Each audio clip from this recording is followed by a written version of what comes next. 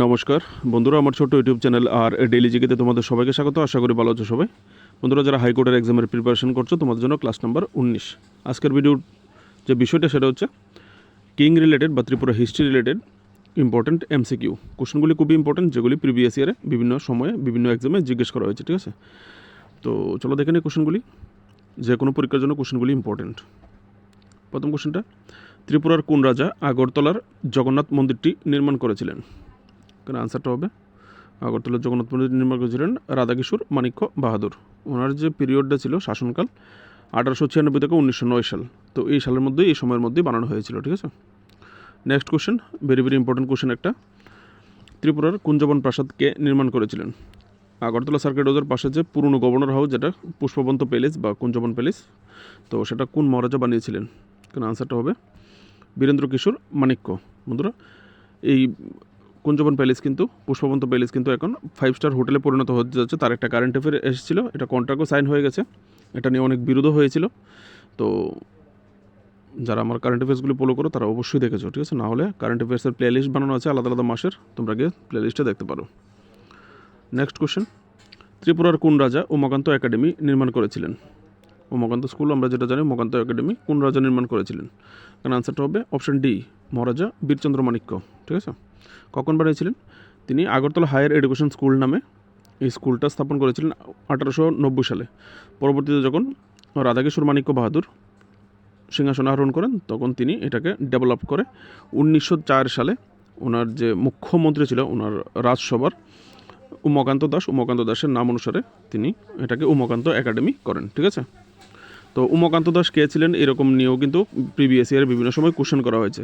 তো আশা করি ওই আনসারটাও তোমরা এখানে পেয়ে গেছো, উমাকান্ত দাস কে ছিলেন।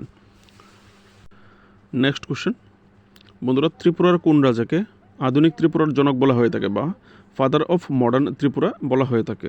কারণ আনসারটা হবে অপশান এ, বীর বিক্রম। সরি ফ্রেন্ডস, আনসারটা হবে অপশান ডি, বীরচন্দ্র মাণিক্যকে ফাদার অফ মডার্ন ত্রিপুরা বলা হয়ে থাকে।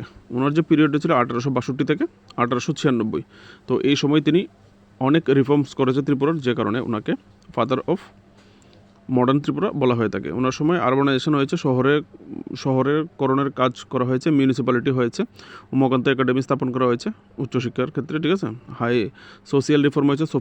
সোশিয়াল রিফর্মের মধ্যে দুটো গুরুত্বপূর্ণ বিষয়, একটা হচ্ছে স্ল্যাভারি, যেটা দাসত্ব প্রথা, আর একটা হচ্ছে সতীদাহ প্রথা, যে হাজব্যান্ডের সঙ্গে যে স্ত্রীকে পুড়িয়ে দেওয়া হতো, যে প্রথা ছিল সতীদাহ প্রথা, সেটা তিনি বিলুপ্ত করেছিলেন। ঠিক আছে, modernisation of the arm forces, তো এগুলি তিনি করেছিলেন, যে কারণে তিনি ফাদার অফ মডার্ন ত্রিপুরা বলা হয়ে থাকে। Next question, which king of Tripura is known as the architect of modern Tripura? একজন হচ্ছে ফাদার অফ মডার্ন ত্রিপুরা, আরেকজন হচ্ছে architect of modern Tripura. Architect মানে আধুনিক ত্রিপুরার নির্মাতা। ঠিক আছে, একজনকে হচ্ছে আধুনিক ত্রিপুরার জনক, আরেকজন হচ্ছে আধুনিক ত্রিপুরার নির্মাতা বলা হয়ে থাকে। তো কাকে বলা হয়ে থাকে আর্কিটেক্ট অফ মডার্ন ত্রিপুরা? এখানে আনসারটা হবে অপশান এ, বীর বিক্রম কিশোর মাণিক্য বাহাদুর। ঠিক আছে, তো ওনার যে পিরিয়ডটা ছিল 1923 থেকে 1947 পর্যন্ত ছিল। এই সময় তিনি কী কী কার্য করেছেন, যে কারণে ওনাকে আর্কিটেক্ট অফ মডার্ন ত্রিপুরা বলা হয়ে থাকে?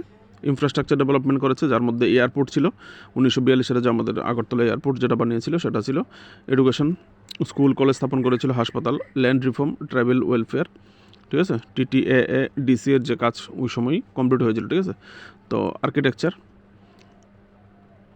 Culture, patronise, tree cultivation. তার মধ্যে আরেকটা গুরুত্বপূর্ণ হচ্ছে এবলিশন অফ আনটাচেবিলিটি, যে অস্পৃশ্যতা দূরীকরণ, যে এসসি কমিউনিটি যারা ছিল তাদেরকে যে একটা অবহেলা করা হতো বিভিন্ন জায়গায়, সেটা তিনি দূর করেছিলেন ওনার সময়। ঠিক আছে, এটা নিয়ে কিন্তু একটা কোশ্চেনও করা হয়, আমি আলাদা করে আর কোশ্চেন করলাম না, তোমরা এখান থেকে পড়ে নেবে। ঠিক আছে, নেক্সট কোশ্চেন, কোন রাজা ত্রিপুরার মানব বলি বা নরবলি প্রথা বিলুপ্ত করেছিলেন? এখানে আনসারটা হবে হাম্বল। ত্রিপুরার একজন হাম্বল দয়ালু রাজা দণ্ডমাণিক্য এই নরবলি প্রথাটা বন্ধ করেছিলেন। দেবদেবীকে খুশি করার জন্য যে নরবলি প্রথার যে প্রচলন ছিল সেটা তিনি বন্ধ করেছিলেন। ঠিক আছে, দণ্ডমাণিক্য। নেক্সট কোশ্চেন, রাজা বীরচন্দ্র মাণিক্যের দরবারে বিখ্যাত গায়ক কে ছিলেন? রাজা বীরচন্দ্র মাণিক্যের দরবারে একজন বিখ্যাত গায়ক ছিলেন, যেটা নিয়ে কোশ্চেন পেপারে রাখা হয় অনেক সময়। তো সেই গায়কের নাম কী ছিল? এখানে আনসারটা হবে অপশান এ, যদু ভট্ট। পুরো নাম হলে যদুনাথ ভট্টাচার্য। ঠিক আছে, নেক্সট কোশ্চেন, সিপাহী বিদ্রোহের সময় ত্রিপুরা রাজা কে ছিলেন? সিপাহী বিদ্রোহ ভারতবর্ষের একটা বিখ্যাত বিদ্রোহের মধ্যে আসে, যেগুলি কোশ্চেন পেপারে জিজ্ঞেস করা হয়ে থাকে। ঠিক আছে, তো সিপাহী বিদ্রোহ হচ্ছে ওয়ার অফ ফার্স্ট ইন্ডিপেন্ডেন্ট ওয়ারও বলা হয়ে থাকে। তো সেই বিদ্রোহের সময় ত্রিপুরার মহারাজা কে ছিলেন? আনসারটা হবে অপশান এ, ঈশানচন্দ্র মাণিক্য। ঈশানচন্দ্র মাণিক্য কিন্তু ওই সময় ব্রিটিশ গভর্নমেন্টদের পাশে ছিল, ঠিক আছে, পাশে থেকে কাজ করেছিল।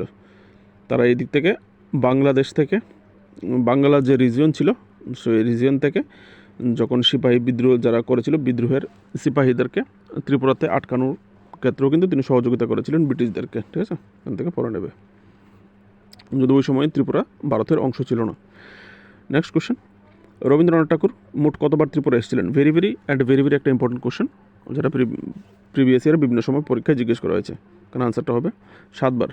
তিনি মোট ত্রিপুরায় 7 বার এসেছেন। 7 বারের মধ্যে তিনি সবচেয়ে বেশি 5 বার এসেছেন রাধাকিশোর মানিক্যের সময়, ঠিক আছে, আর একবার এসেছে বীরেন্দ্র কিশোর মানিক্যের সময় 1919 সালে, আর লাস্ট যেটা এসেছে মহারাজা বীর বিক্রম কিশোরের সময়, ঠিক আছে। তো চলো আরেকটা কোশ্চেন হচ্ছে, রবীন্দ্রনাথ ঠাকুর শেষবারের মতো কবে ত্রিপুরা এসেছিলেন? প্রথমবারের কবে এসেছিলেন সেটার একটা এমসিকিউ আগেই করে দিয়েছিলাম, 1900 সালে তিনি এসেছিলেন, ঠিক আছে। তো শেষবার কবে এসেছিলেন? শেষবার 1926 সালে। খুবই ইম্পর্টেন্ট একটা কোশ্চেন কিন্তু শেষবার। তো 1926 সালে ওই সময় ত্রিপুরার মহারাজা ছিলেন রাজা বীর বিক্রম কিশোর মানিক্য বাহাদুর, ঠিক আছে। তো এখান থেকে পড়ে নেবে। নেক্সট কোশ্চেন, আরেকটা ভেরি ইম্পর্টেন্ট কোশ্চেন ত্রিপুরা রাজরাজের ইতিহাসের যে ইম্পর্টেন্ট বুক, সেটা হচ্ছে রাজমালা। তো সেই রাজমালার যে বাংলা সংস্করণ, বেঙ্গলি ভার্সন বইটি কে লিখেছিলেন? বা রাজমালা বইটি কে লিখেছিলেন? এখানে আনসারটা হবে কৈলাস চন্দ্র সিং, অপশন বি, ঠিক আছে। ভেরি ইম্পর্টেন্ট একটা কোশ্চেন, কিন্তু মনে রাখবে। নেক্সট আরেকটা হচ্ছে শ্রী রাজমালা, একটা হচ্ছে রাজমালা আরেকটা হচ্ছে শ্রী রাজমালা। শ্রী রাজমালা বইটি কে লিখেছেন? রাজমালার লেখক হচ্ছে কৈলাস চন্দ্র সিং, আর শ্রী রাজমালার লেখক হচ্ছে অপশান এ, কালী প্রসন্ন সেন। আজকের জন্য এটুকুই। যদি এই ধরনের ইম্পর্টেন্ট এমসিকিউ তোমরা আরও পেতে চাও তো অবশ্যই সাবস্ক্রাইব করবে, সাবস্ক্রাইব করে পাশে থাকবে, লাইক করবে, শেয়ার করবে। তোমরা লাইক করলে বুঝতে পারবো কন্টেন্ট তোমাদের ভালো লেগেছে, তো কাজ করতে অনুপ্রাণিত হবো, ঠিক আছে। Tripura current affairs, national international current affairs, Tripura GK এবং অন্যান্য টপিকের উপর ভিডিওর জন্য অবশ্যই চ্যানেলটাকে সাবস্ক্রাইব করে পাশে থাকবে যারা এখনও সাবস্ক্রাইব করোনি। দেখা হচ্ছে নেক্সট ভিডিওতে। নমস্কার।